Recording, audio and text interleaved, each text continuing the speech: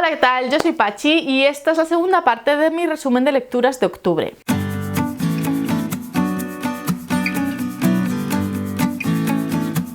Vamos en este vídeo con los libros a los que les di 4 y 5 estrellas durante el mes de octubre. Yo os hablé de un libro de 4 estrellas en el vídeo anterior, que fue El juego del susurrador, pero como iba con uno que llevaba 3, pues por eso decidí juntar ese y ahora vamos a ver el resto de libros con 4 estrellas. En primer lugar tenemos una novela gráfica que es The Black Holes de Borja González. Este es una novela gráfica que se cuenta en 2 tiempos. Tenemos la actualidad en la que 3 chicas que forman un grupo de música quieren sacar adelante pues eso, el grupo que ellas tienen con las letras que ellas escriben, y esto se ve un poco unido a la historia del pasado, que podemos decir que es finales del siglo XVIII, finales del siglo XIX, principios del siglo XX.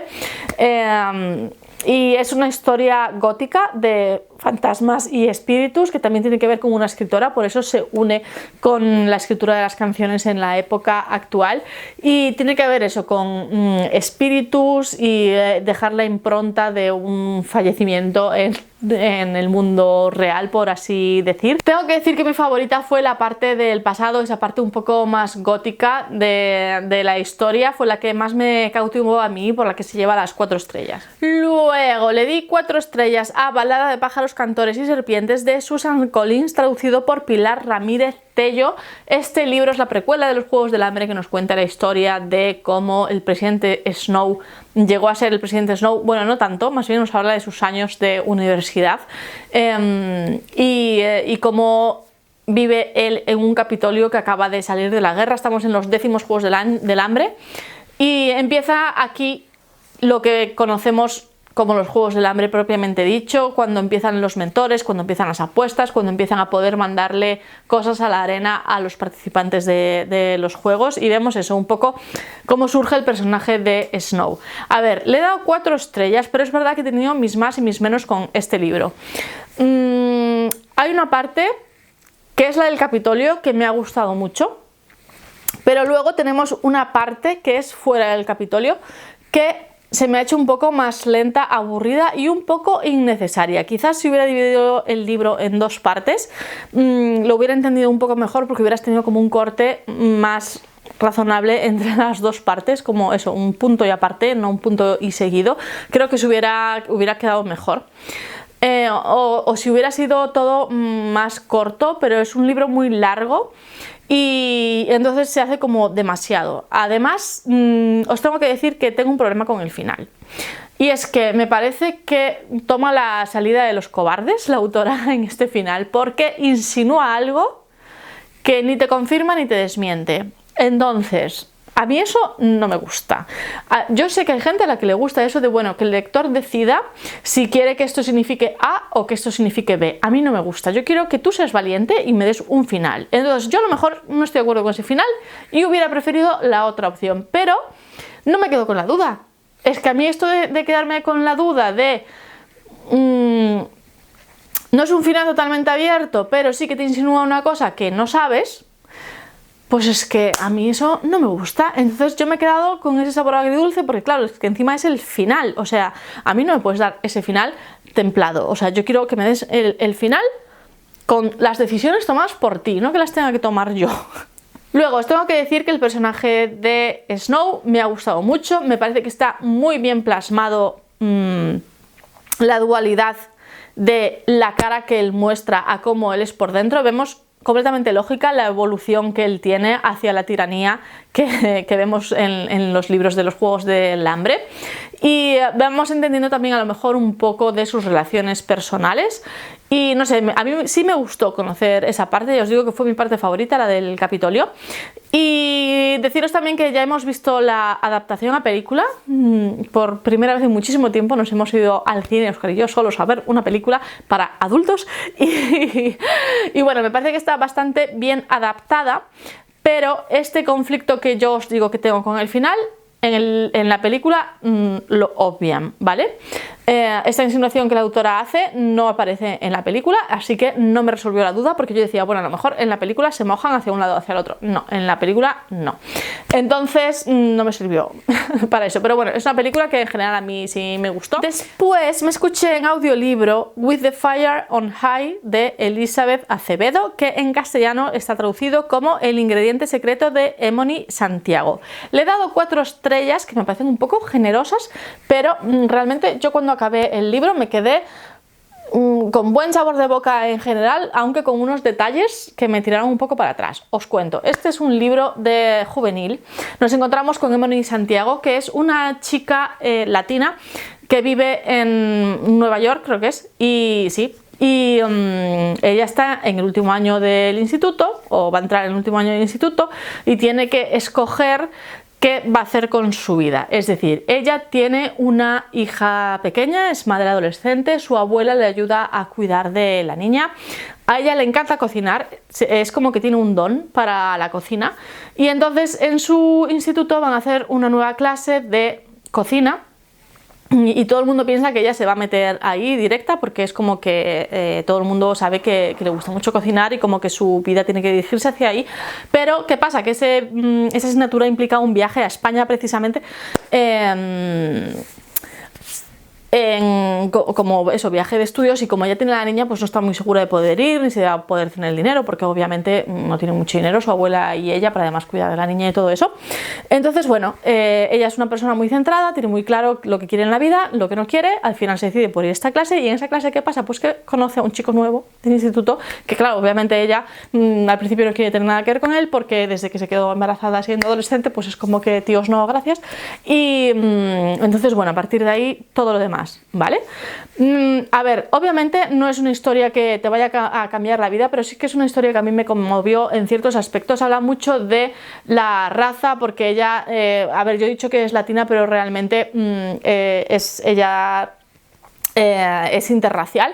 Y entonces habla mucho sobre eso, ¿no? Sobre el conflicto de las razas, de las identidades. Me recordó mucho también en cierto momento a la película de In the Heights, que está basada en el musical de Lin-Manuel Miranda, y me gustó mucho, no sé, el personaje de Emony, yo sí que lo vi un personaje creíble, y me parece que los conflictos que ella tiene, a ver, tenemos que ver que es un adolescente, entonces obviamente no siempre va a hacer las cosas de una manera racional, porque lo digo porque he visto críticas al personaje en ese sentido, pero a mí me parece que está bien llevado.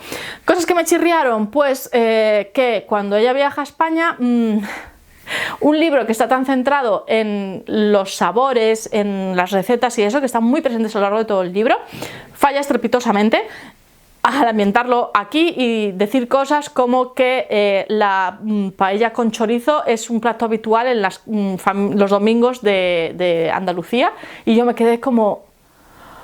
¿Cómo? ¿Qué me estás contando? Cosas así, obviamente no es lo principal, pero vamos, eso, como que hay ciertas cosas que sí que me chirriaron, pero bueno, lo voy a dejar con las 4 estrellas porque es lo que me transmitió, ¿no? A mí sí me transmitió como esa calidez. Es un libro que yo sí que lo veo como ese componente cozy, ¿no?, que se dice. También le di 4 estrellas a El amante japonés de Isabel Allende, que, a ver, trata sobre una residencia para ancianos, podemos decir, a la que se va a vivir Alma, que es la protagonista, por así decir, de la historia. ¿Por qué digo por así decir? Porque bueno, tenemos otra vez un libro que está narrado como en 2 líneas temporales. En el presente tenemos a Alma, que llega a esta especie de residencia que no es una residencia al uso, y allí conoce a Irina, que es una trabajadora de esta residencia, que tampoco es una trabajadora al uso, vemos que tiene algo detrás. Y entonces, bueno, nos van contando el presente de ella en la residencia, cómo se hace amiga de Irina y cómo va evolucionando todo entre ellas, y cómo también un poco el trasfondo de la historia de Irina, pero también se va alternando con capítulos del pasado, en el que nos cuentan cómo Alma, que llegó a Estados Unidos a vivir con sus tíos porque sus padres eran judíos en Polonia, creo que era en la época de ocupación nazi, entonces obviamente no les fue muy bien, consiguieron a ella mandarla fuera, pero los padres no lo consiguieron, y ella llega aquí al seno de la familia judía y son adinerados, como no. y tienen un jardín, y ese jardín lo cuida un señor japonés que tiene un hijo que resulta que es el amante japonés del título del libro, ¿vale? ¿Qué pasa? Que obviamente esa relación estaba condenada a no poder salir adelante. ¿Por qué? Pues porque un japonés y una chica judía rica y no sé qué, y el japonés pobre, pues va a ser que no, porque si fuera un japonés rico, aún, pero un japonés pobre, pues va a ser que no podía esa relación seguir adelante. Entonces, bueno, vamos viendo cómo evoluciona su historia a lo largo de los años. Vale, a ver, a mí esta parte del pasado, otra vez, me gustó mucho. Esta parte del pasado a mí me gustó mucho, pero la parte del presente a mí es la que me chirrió un poco. A mí toda la historia de Irina me daba un poco igual. Si os soy sincera, a mí la historia de Irina pues me daba un poco igual. Entonces el volver al presente y estar viendo que sus tiras y aflojas con el sobrino de Alma y no sé qué, y todo lo que ella tiene de trasfondo de le ha pasado algo horrible en su pasado, pero no te voy a contar qué es, pues me daba un poco igual. Por eso el libro se queda ahí con 4 estrellas, guardo un buen recuerdo de él, pero tampoco me parece lo mejor que ha escrito Isabel Allende. Después os voy a enseñar los primeros libros en físico a los que les di 4 estrellas en el mes de octubre, que son estos, los tomos 3 y 4 de Giant Days, creado por John Allison, ilustrado por Max Sarin, muchísimas cosas más, y traducido por Inma S. Andreu. Bueno, son los tomos 3 y 4, creo que son 10 en total. Es la historia de 3 amigas, aquí solo tenemos a 2, que son unas chicas universitarias que se enfrentan al día a día y a la vida medio adulta, medio adolescente, que aún siguen teniendo algunas de ellas, a sus amores, sus desamores, que les va bien en la facultad, que les va mal, todas esas cosas tenemos aquí. Se llama Slice of Life, de este tipo de cómics, como que eso, que te van contando retazos de la vida de los protagonistas. Les tengo mucho cariño a las 3, pero sobre todo a Esther. Yo creo que siempre que hablo de estos cómics os cuento que yo adoro a Esther con todas las fuerzas de mi corazón. Es la gótica que a mí me tiene conquistada el alma. Y no sé, a ver, son unos cómics que tampoco es que tú digas que tienen así algo especial, pero bueno, la amistad entre las 3 sí que me gusta un montón, cómo se apoyan siempre en todo momento. Y no sé, son así como libros también de confort y que me están gustando mucho, la verdad. Luego le di 4 estrellas a La mirada de los ángeles de Camila Lackberg, traducido por Carmen Montes Cano, que es el libro 7, creo, de los crímenes de Filaquia de Erika y Patrick. Nos encontramos con que una pareja que acaba de perder a su hijo regresa a Filaquia, de donde es ella, a una casa en la que ella vivía cuando era bebé, hasta que su familia desaparece, otra vez una familia que desaparece en extrañas circunstancias. Esa casa antes era un internado para chicos, y entonces bueno, vemos cómo esos crímenes del pasado tienen su repercusión hoy en día, porque como que a alguien le molesta que esa casa vuelva a estar ocupada. Entonces intentan, por ejemplo, incendiar la casa con la pareja está dentro, y bueno, entonces a partir de ahí surge todo lo demás, obviamente, que tienen que investigar lo que pasa en el presente, pero también adentrándose en lo que pasó en el pasado. Tenemos otra vez 2 líneas temporales en las que nos cuentan la historia de la familia de la chica, que es la única que quedó viva o que no desapareció esa noche hace años. Ella tenía 1 año en ese momento. Entonces nos cuentan la historia desde su bisabuela, creo que es,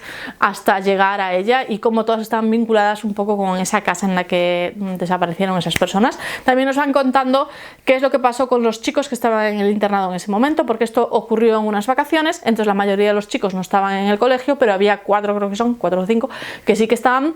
Y entonces, bueno, pues los interrogaron, obviamente, a ver si sabían algo y tal. Entonces vemos su situación actual y bueno, cómo les ha ido la vida y si tienen algo que ver con lo que pasó en ese momento o no. Entonces, bueno, le he dado 4 estrellas porque hacía muchísimo tiempo que no leía un libro de Erika, y la verdad es que me gustó bastante, si bien veo que se repiten ciertas conductas, ciertos problemas, sobre todo con un personaje que no voy a decir, que es en plan de, pero este personaje siempre la está liando, es que no sabe, no sé, no meterse en líos, parece que los va buscando, no lo sé. Después le di 4 estrellas a El silencio de la noche de Sherlyn Kenyon, traducido por Domínguez Rodríguez SC, que supongo que será una compañía de traductores. Y a ver, este libro es el chorrocientos de Cazadores Oscuros. Os voy a dejar por aquí el número porque no sé muy bien qué número es de la serie, no sé si el 16 o el 17 o algo así. Y este libro me ha gustado, ¿por qué? Pues porque es un poco peculiar. ¿Y por qué es un libro peculiar? Pues porque no es un cazador oscuro el protagonista de este libro, sino que es un enemigo de los cazadores oscuros que se convierte en protagonista de este libro, y me parece como una vuelta de tuerca interesante a esta saga, porque al final es una saga bastante continuista, que los libros se parecen mucho los unos a los otros. Entonces, bueno, de momento ver el pasado de un personaje al que conocemos de libros anteriores como villano, está bien ver cómo fue su vida anterior y ver cómo ha llegado a ser lo que es ahora. No es que entre en arcos de redención ni nada de eso, simplemente es la historia de él y me parece perfecto. Y no sé, ya os digo que por ese lado me gustó, porque es un personaje al que ya conocemos, no es un personaje nuevo, pero que al mismo tiempo nos da como otra visión de él, ¿no? Después le di 4 estrellas a Coda, de José Antonio Cotrina. Este libro es la continuación de la trilogía de El ciclo de la luna roja, de la trilogía de Roca Barancolia. Hace X años el autor sacó esa trilogía original con su final cerradito y todo. ¿Qué pasa? Que él ha seguido haciendo incursiones en este mundo porque no lo podía soltar, porque es un mundo genial, el de Roca Barancolia, genial para leerlo, para vivir en él no. ¿Por qué? Pues porque es un mundo horrible, es un mundo de magia, de criaturas míticas, es un mundo que se alimenta de la sangre de los que viven en él, podemos decir así, que siempre está buscando la destrucción de sus habitantes, y es un mundo que cuando lo conocemos en la trilogía original está de capa caída, está a punto de extinguirse, y entonces bueno, pasan las cosas que pasan y llegamos a este libro. ¿Qué es lo que tenemos en este libro? Yo pensaba que en este libro teníamos un total de 600 y pico páginas de Coda, y resulta que no. ¿Por qué? Pues porque más o menos la mitad del libro es relatos. Son relatos que el autor ha ido publicando en otros sitios de este mundo, que son necesarios para llegar a lo que es el principio de Coda, es decir, son como el puente entre la trilogía original y este Coda, este final que en teoría este hombre le da a Roca Barancolia, que yo no me lo termino de creer, porque si ya antes teníamos un final cerrado y ha vuelto a él, pues perfectamente puedes volver a hacer eso. Así que, bueno, en principio sí, tenemos aquí todo lo que es Roca Barancolia. Así que, a ver, yo no soy mucho de relatos, lo sabéis, lo digo muchísimo en este canal. Entonces, sí que yo iba notando que esto de los relatos a mí no era mucho mi rollo. Está bien, vas conociendo a diferentes personajes, vas volviendo a ver personajes que ya conocías, cómo llegan a la situación de lo que es realmente la trama del libro de Coda.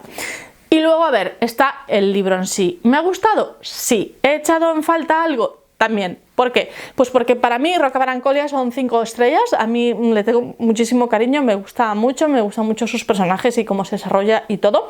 ¿Y qué pasa? Pues que en este libro tenemos muchísimos personajes nuevos, entonces otros personajes que tú querrías seguir viendo, pues no los ves, entonces eso a mí me ha dolido y lo he echado en falta. Y no os lo creeréis, pero hemos llegado a las 5 estrellas. En primer lugar tengo Los detectives salvajes de Roberto Bolaño. Le he dado 5 estrellas a pesar de que es un libro un poco denso y lo sabe. A ver, es un libro especial, está dividido en 3 partes. Hay 2 partes que se centran en un solo personaje y luego tenemos la parte del medio que son como diferentes entrevistas a personajes que conocieron a otros y te van contando la historia, pero eso, como yo vi esto, yo vi aquello, yo viví aquello, yo viví, ¿sabes? Yo a este lo conocí en tal sitio y me pasó esto con él, y yo a aquel lo conocí en ese otro sitio y me pasó aquello otro con él, ¿vale? La trama principal, ¿cuál es? ¿La de la sinopsis? No. La sinopsis te dice que este libro trata sobre los detectives salvajes, que no te dice quiénes son, que van a buscar a una poetisa perdida. Vale, pues eso ocurre en la tercera y última parte del libro. Las otras 2, no. En las otras 2 nos va a hablar del movimiento de, lo tengo que leer porque no me acuerdo, del realismo visceral, que es como Roberto Bolaño le llama aquí a un movimiento que realmente existió en México en los años 70, que era el infrarrealismo, que él mismo participó en este movimiento, ¿vale? Entonces aquí como que lo enmascara del realismo visceral, pero nos cuenta un poco cómo se vivió aquella época, aquel movimiento, cómo surgió, qué trataban de conseguir. Nos encontramos con la vida de gente dedicada por y para la literatura, pero que obviamente también tenían relaciones personales. Entre ellos tenemos diferentes personajes, tanto en cuanto... Tenemos personajes muy diferentes, tanto en su personalidad como en su ámbito político, como también son de diferentes países, pero al final todos convergen en lo del realismo visceral. Todos quieren llegar a ser el próximo gran poeta latinoamericano, o la gran poetisa latinoamericana, y vemos eso, cómo se van relacionando entre ellos y cómo son personajes, algunos que rozan la locura, que rozan el extremismo o que realmente superan el extremismo, y me parece muy interesante, sobre todo teniendo en cuenta que está basado en la propia experiencia del autor. Me parece que refleja todo ese movimiento literario que realmente existió y que es como un gran documental de ese movimiento, de esa época, de esas personas, así que es una lectura que es complicada pero que merece mucho la pena. También le di 5 estrellas a Heroínas sencillas y perversas, de Emily M. Dunford, con ilustraciones de Sarah Lautman y traducido por Alicia Botella Juan. Os tengo que decir que está muy bien que sea un libro ilustrado, pero que sin embargo no soy yo muy fan de las ilustraciones de este libro. No son las que me parecen más bonitas de las ediciones ilustradas que tengo.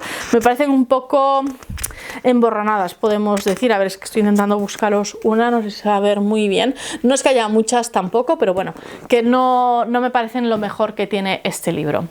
A ver, nos encontramos con un libro de Dark Academia, nos encontramos con una historia contada también en 2 líneas temporales. Parece que este mes he estado leyendo todo libros así, pero bueno, realmente aunque los acabara en el mes de octubre, muchos ya los había empezado anteriormente. Por ejemplo, Detectives Salvajes yo creo que lo empecé en agosto.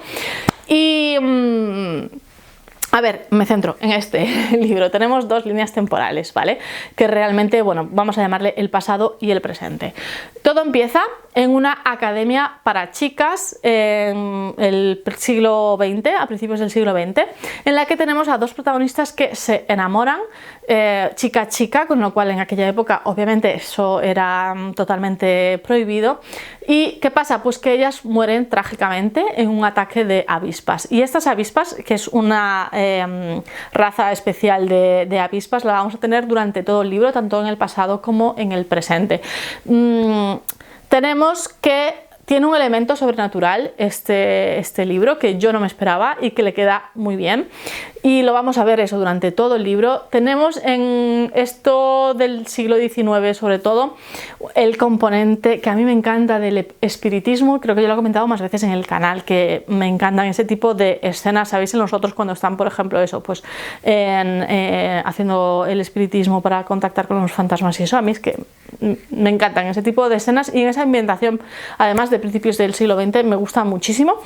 Y luego tenemos la línea temporal de el ahora, en la que van a hacer un libro, una película basada en un libro que cuenta la historia de esta academia, porque aparte de estas 2 muertes que yo os he dicho de estas muchachas, pues murió más gente en esa academia hasta que finalmente cerró. Entonces se van combinando las 2 líneas temporales, en las que vemos que ese componente sobrenatural llega también a hoy en día, y me parece que está escrito maravillosamente. Hacía muchísimo que yo no leía un libro de este estilo. Tiene un montón de notas a pie de página que yo sé que hay mucha gente a la que le molestan. A mí, si son muchas, también molestan. Aquí tenemos muchas, pero aquí no me molestaron. Tienen como un deje cómico también a veces esas notas a pie, o más bien irónico, sarcástico, podemos decir. Tenemos un libro también que se dirige a un tú. Tenemos una narración en segunda persona, lo cual también le queda muy bien y que lo hace muy interesante. Y de hecho, bueno, te da para el juego ese de quién está narrando la historia. Cosa que, bueno, yo tengo mi propia teoría, pero obviamente no os lo voy a decir aquí ahora porque spoilers, porque bueno, es una teoría mía que no tiene por qué ser así. Pero bueno, ya os digo, me ha gustado mucho este libro, me han gustado las 2 líneas temporales, cosa que, o sea, es de agradecer. Obviamente me parece más interesante la línea del pasado que la del presente, pero bueno, me parece que está muy bien hecha porque se basa mucho en las relaciones personales que hay entre las 2 actrices protagonistas con la escritora del libro en el que se basa la película, pero también hay una especie de juego en el que quieren hacer una película sobre ese libro, pero también grabando como escenas en las que las actrices no saben que las están grabando y también la escritora, para ver cómo reaccionan ante diferentes situaciones que les provocan, para ver eso precisamente, tipo La Bruja de Blair, pues algo así. El proyecto de La Bruja de Blair, quiero decir, pues algo así, de ese estilo. Y no sé, me parece que muy interesante, pero además eso, como está narrado como una novela gótica, con ese estilo de narración y tal, me parece que le queda súper bien y me pareció muy original. También le di 5 estrellas a Coraline de Neil Gaiman, que os enseño en esta estupenda edición ilustrada de Salamandra y traducida por Raquel Vázquez Ramil. Me gusta muchísimo esta edición ilustrada. Al contrario que la anterior, esta me parece que sí que merece la pena hasta el último centavo que cuesta. Me gusta mucho la historia de Coraline. Es una relectura, así que no me voy a parar mucho. Coraline es una chica que vive con sus padres que no le hacen mucho caso. Y entonces un día, en la casa nueva a la que se mudan, encuentra una puerta que lleva a otro mundo, a otra casa igual que la suya, en la que tiene a sus otros padres, que son como los suyos, pero en vez de ojos tienen botones. Sí, Neil Gaiman siendo raro.